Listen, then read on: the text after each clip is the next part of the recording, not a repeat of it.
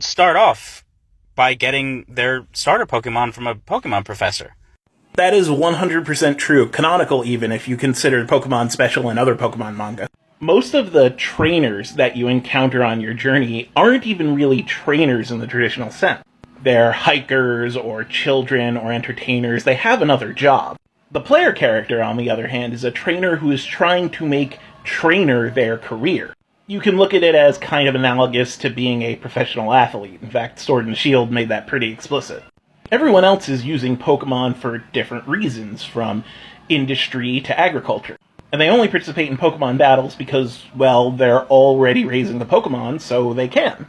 Starter Pokemon given to you by a Pokemon professor are specific breeds of Pokemon meant for fighting. That's why their stats are so much higher. Like, the deck is stacked in your favor. You already have a better Pokemon than most of the people who are on the routes that are right outside your town.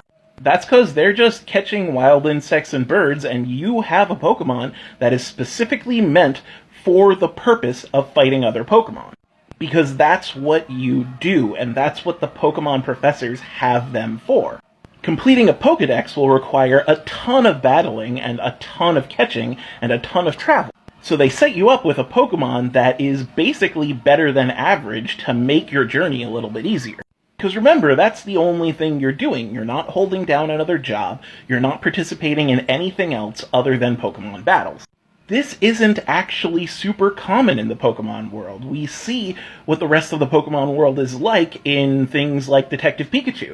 The rest of the Pokemon world is just kind of like our world with Pokemon. Battling and training and breeding is kind of like a side venture, and most people don't do it at all. The main characters of Pokemon games are usually children of privilege.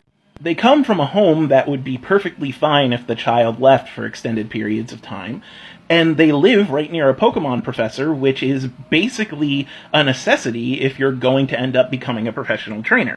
That's why every so often they'll give you a rival who is kind of like a scrappy underdog, one who doesn't have as much privilege, but ended up lucking into the life of a Pokemon trainer. Pokemon doesn't go into politics much, but when it does, it's actually fascinating. Like how Team Skull ended up turning to a life of crime because they come from an impoverished section of the region that doesn't have the resources for traditional training. And remember, in Sword and Shield, you are following in the footsteps of someone who is already a Pokemon master. You're friends with their family member.